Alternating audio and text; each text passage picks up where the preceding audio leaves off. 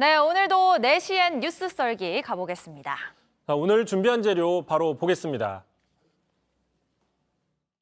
예컨대 제가 강릉 지역구에 가서 어떤 공식적인 행사를 하는데 저를 그 행사에 꼭 도움이 필요한 민간인이 있다. 그 민간인이 무료 봉사를 한다. 그리고 제가 차도 이게 후원금을 내는 정치자금을 내는 차잖아요. 제 차를 탔다고 해서 그게 잘못된 겁니까? 너무 그렇게 민감하게 받아들이는 건 좀 문제가 있다고 봅니다. 예.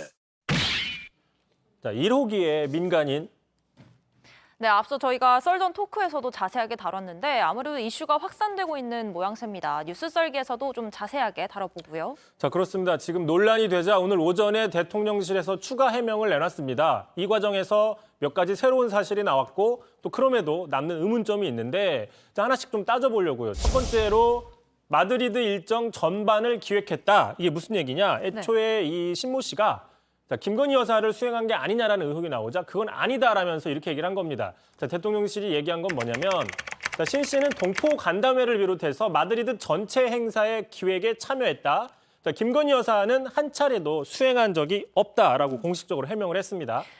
지금 논란이 되고 있는 게 김 여사가 공무원, 어떤 공적인 그런 움직임이 아니라 민간인의 사적인 도움을 받았다 이런 부분인데 지금 비선 수행 논란으로도 번지고 있단 말이죠. 그걸 차단하려는 그런 의도가 담긴 해명이 아닐까요? 뭐 그렇게 분석해 볼 수 있는데 자, 다만 민간인이 김 여사를 수행하지 않았다고 해서 모든 문제가 해결이 되느냐? 그건 하나하나 따져봐야 된다는 거죠.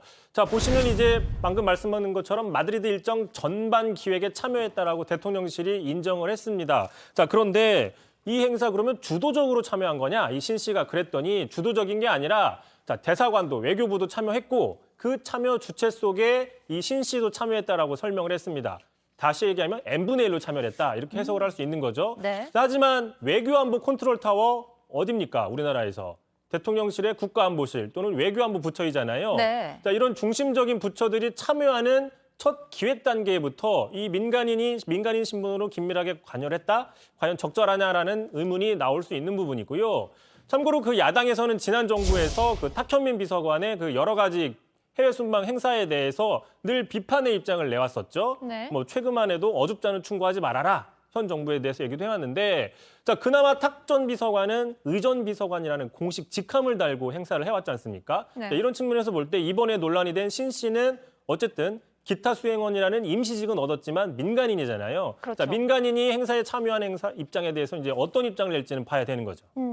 그러니까 이 다른 분야도 아닌 또 해외 순방이에요. 지금 외교 안보 분야는 더 고도의 전문성이 필요한 그런 분야라고 생각을 하거든요. 물론 뭐 필요하면 전문가가 아닌 사람의 조언도 받을 수 있고 자문도 구할 수는 있지만 처음부터 이 민간인이 주체가 돼서 참여하는 게 적절한지 이건 논란이 있을 수 있는 부분이거든요. 대통령실 해명은 어떻게 했나요? 네, 이 부분에 대해서 오늘 나온 해명은 이 부분입니다. 자, 신 씨는 대통령 부부와 오래된 인연이다. 그래서 행사를 기획할 때 중요한 거는 대통령 부부의 의중을 파악하는 건데 아무래도 인연이 오래됐기 때문에 그 의중을 잘 이해할 수 있다고 판단했다라고 공식적으로 해명을 했습니다. 가까운 사이라는 거죠, 올해부터. 실제로 네. 이런 기사 아까도 보셨지만 자, 김건희 여사 동행한 민간인이 알고 보니 결혼도 윤 대통령이 과거에 중말했대더라라는 기사도 나왔습니다. 자, 하지만 말씀하신 것처럼 오래된 사이 친할 수도 있지만 네. 자, 외교안보 관련 행사는 오랫동안 어떤 의전 매뉴얼, 의전 프로토콜, 뭐 관례 이런 것들이 잘 축적되어 온 분야 중에 하나입니다. 그렇기 때문에 대통령의 의중이나 기호 같은 것들이 크게 비중이 차지하지는 않는다 이런 분석도 있거든요. 뭐 예를 들어 아까 신 씨가 기획했다는 동포 간담회 같은 경우에 네. 얼마나 특별한 대통령 부부의 의중이나 기호가 들어갈 수 있겠느냐 이런 반문이 나오는 거죠. 그러니까 국내에서 지금 대통령을 홍보하는 것도 아니고요. 지금 국가 원수로서 해외에서 그 외교 무대에 대비하는 자리인데 그동안 뭐 이 분야를 전문으로 다루는 전문가들이 많았을 거 아니에요? 정부 부처에 곳곳에 있었을 텐데 2년이 오래됐다는 이유로 관여한다는 건 차라리 좀 정식으로 채용을 해서 쓰는 게 맞지 않나 싶습니다. 바로 그 부분도 핵심이지 않습니까? 그래서 그 부분에 대해서 계속 질문이 나오는데 바로 이제 두 번째 의문점과 연관이 되는 겁니다. 자, 바이든 방한 행사에도 관여를 했다. 이 부분에 대해서도 이제 오늘 새로운 의혹이 나왔는데 네. 자, 이 부분에 대해서 바로 이겁니다. 지난 5월 말이었었죠. 바이든 미국 대통령이 방한했을 때 그 국립중앙박물관에서 만찬 행사를 했지 않습니까? 그때 이제 김 여사가 뭐 의전도 하고 했었습니다. 바로 이 행사에 신 씨가 관여를 했다라는 이제 의혹이 나오는 거죠. 그렇군요.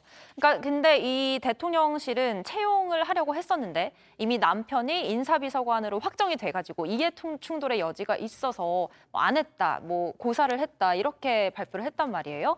그럼 딱히 틀린 말은 또 아닌 것 같기도 해요. 그렇죠. 그렇게 볼 수 있는 거죠. 자, 말씀하신 것처럼 오늘 해명이 이렇게 씁니다.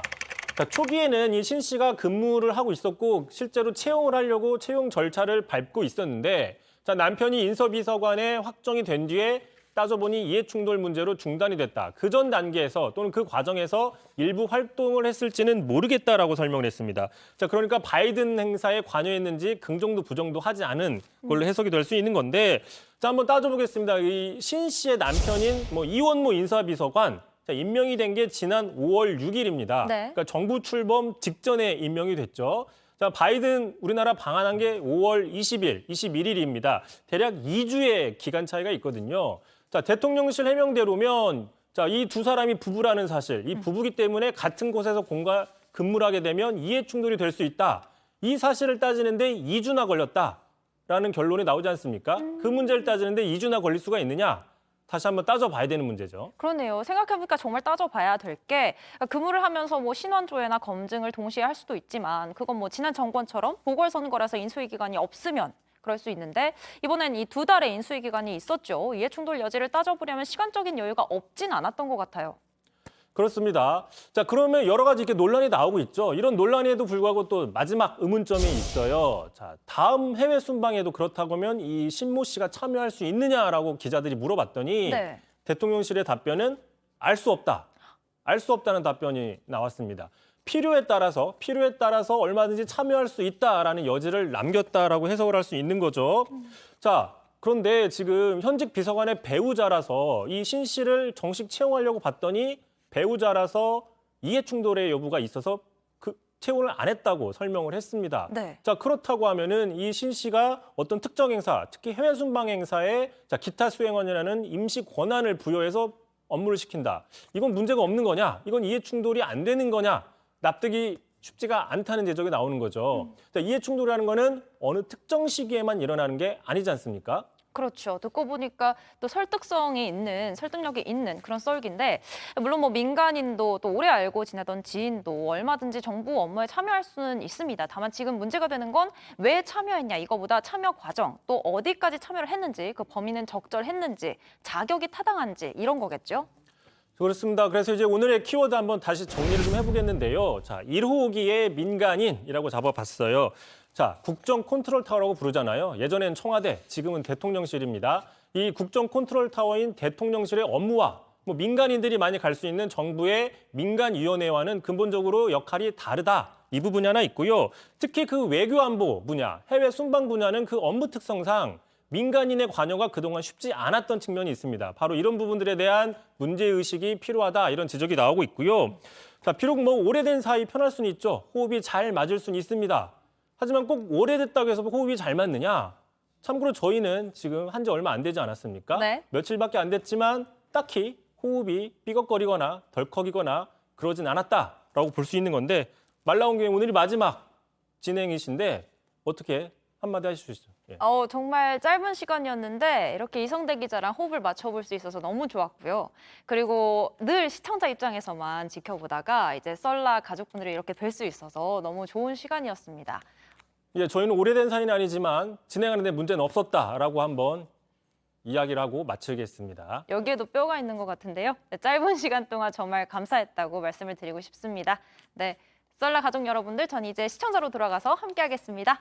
고맙습니다.